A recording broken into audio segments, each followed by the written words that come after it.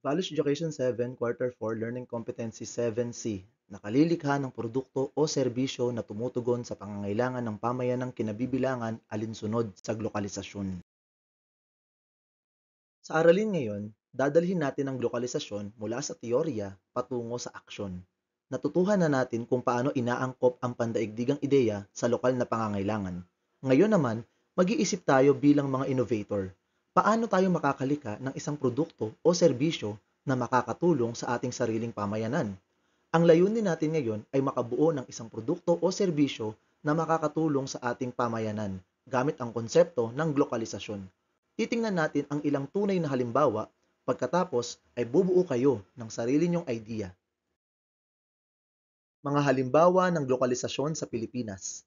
Jollibee, inspired sa McDonald's pero inangkop sa panlasang Pilipino, tulad ng Jolly Spaghetti o matamis na spaghetti at Chicken Joy na may kanin. Banana ketchup, gawa sa saging imbis na sa kamatis, inimbento ni Maria Orosa bilang alternatibo noong kakulangan ng tomato ketchup sa panahon ng pananakop ng mga Hapones. Moo Project H2O o Help to Others, lokal na bersyon ng Life Straw mula Switzerland, nagbibigay ng portable na water filtration system sa mga komunidad na walang malinis na tubig.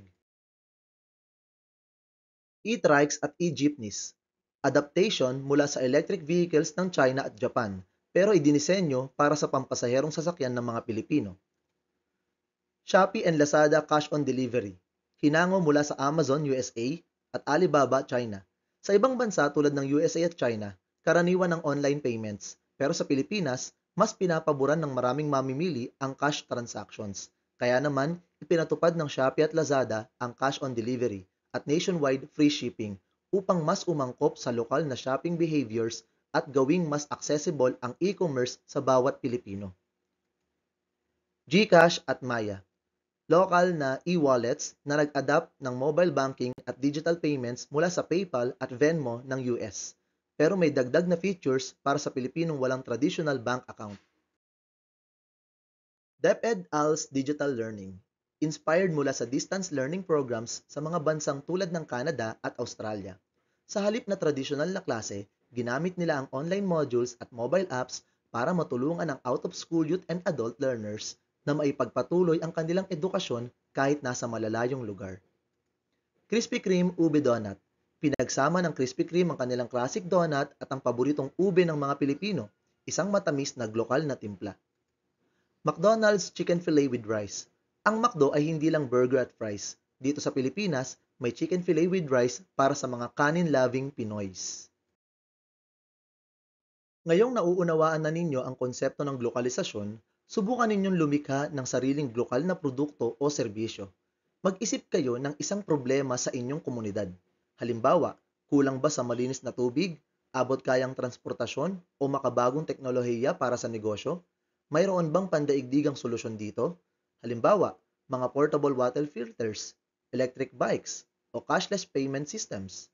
At higit sa lahat, paano ninyo ito maaangkop sa kulturang Pilipino? Maaari ninyong itong baguhin upang mas tumugma sa ating pangangailangan, kagaya ng ginawa ng mga Pilipino sa Jollibee, GCash at e-jeepneys. Ngayon isipin ninyo, anong produkto o serbisyo ang pwede mong gawin para sa iyong komunidad? Mga kailangang makita sa output. Pangalan ng produkto o serbisyo. Anong lokal na problema ang tinutugunan? Ano ang pandaigdigang ideya na ginamit?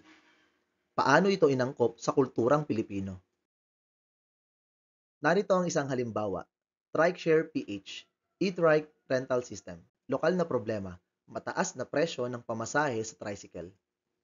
Polusyon mula sa tradisyonal na tricycle. Kakulangan ng madaling transportasyon sa loob ng barangay. Pandaigdigang ideya na pinaghanguan nitong TrikeShare PH. Bike sharing system sa China, Mobike OFO. E-scooter rental sa Europe at USA, Lime at Bird. Paano inangkop ang TrikeShare PH sa kulturang Pilipino?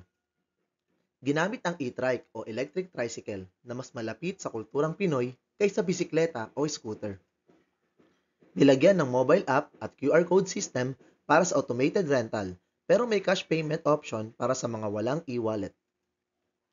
Meron itong istasyon sa mga palengke, paaralan at barangay hall para sa mas madaling access ng commuters. At merong hatid sundo pamilya plan kung saan pwedeng gamitin ng buong pamilya sa mas mababang presyo. Pagkatapos na ang lahat ng grupo ay nakapagpresenta ng kanilang localized na produkto o serbisyo, sagutin natin ang mga tanong na ito. Aling ideya mula sa aralin natin ang pinaka nakapagbigay inspirasyon sa iyo? Kung may sapat kang resources, anong lokal na produkto o serbisyo ang nais mong buuin? Ang glokalisasyon ay hindi lang panggagaya ng dayuhang ideya. Ito ay paggamit ng tamang mga solusyon upang mapabuti ang ating komunidad habang pinapanatili ang ating kulturang Pilipino. Tandaan, hindi lang tayo basta nanggagaya ng idea mula sa ibang bansa. Tayo ay nag-aangkop, nag-i-innovate at nagpapalakas ng ating sariling pagkakakilanlan. Ang tamang paggamit ng pandaigdigang ideya ay nagbibigay ng oportunidad upang mapabuti ang ating bayan. Malay ninyo, ang isa sa inyo ay maging susunod na malaking innovator.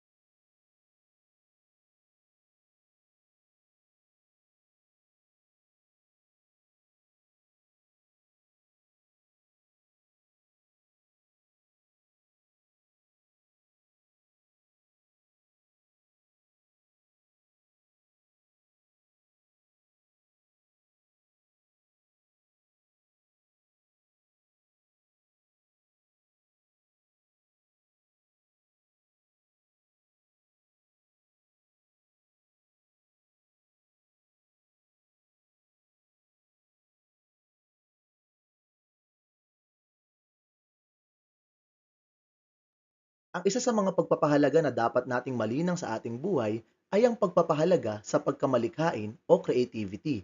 Ano nga ba ito? Ang pagkamalikhain ay ang kakayahang makabuo ng bago, hindi lang simpleng panggagaya, kundi pag-aangkop at pagbabago ng ideya upang mas umangkop sa ating pangangailangan. Ito ang nagbubunsod ng innovation sa iba't ibang larangan, mula sa sining at teknolohiya hanggang sa negosyo at edukasyon. Sa konteksto ng globalisasyon, ang pagkamalikhain ang nagsisigurado hindi lang natin basta tinatanggap ang dayuhang ideya, kundi iniaangkop ito sa ating kultura upang mas maging kapaki-pakinabang sa ating komunidad. Sa usapin ng globalisasyon, ang pagkamalikhain ay susi sa pagtugon sa mga hamon ng ating bansa. Una, ito ay nakakatulong sa paglutas ng lokal na problema tulad ng paggamit ng e-trikes upang mapalitan ang tradisyonal na tricycle na gumagamit ng gasolina. Pangalawa, napapalakas nito ang ating kultura at pambansang pagkakakilanlan tulad ng Jollibee na ginamit ang konsepto ng fast food ngunit nilapatan ng panlasang Pinoy. At pangatlo, nakakatulong ito sa pagpapalago ng ating ekonomiya, gaya ng Shopee at Lazada na inangkop ang konsepto ng e-commerce upang mas maging angkop sa mamimiling Pilipino. Kung wala ang pagkamalikhain, magiging limitado tayo sa panggagaya lamang ng mga dayuhang produkto. Ngunit dahil sa kakayahan nating maging malikhain, nagagawa nating gawing mas epektibo at makabuluhan ang mga ideya mula sa ibang bansa para sa kapakinabangan ng ating bayan. Pagsasanay, piliin ang titik ng tamang sagot. Ano ang pinapakita ng pagkamalikhain sa glokalisasyon? A. Pagtangkilik sa produkto ng ibang bansa kaysa sa sariling produkto. B. Paggamit ng parehong ideya mula sa ibang bansa nang walang binabago. C. Paggaya ng sikat na produkto mula sa ibang bansa at pagbebenta nito sa lokal na merkado. O D. Pagsasama ng dayuhang konsepto sa lokal na kultura upang makabuo ng mas angkop na solusyon. 2. Alin sa mga sumusunod ang nagpapakita ng pagkamalikain sa lokal na negosyo?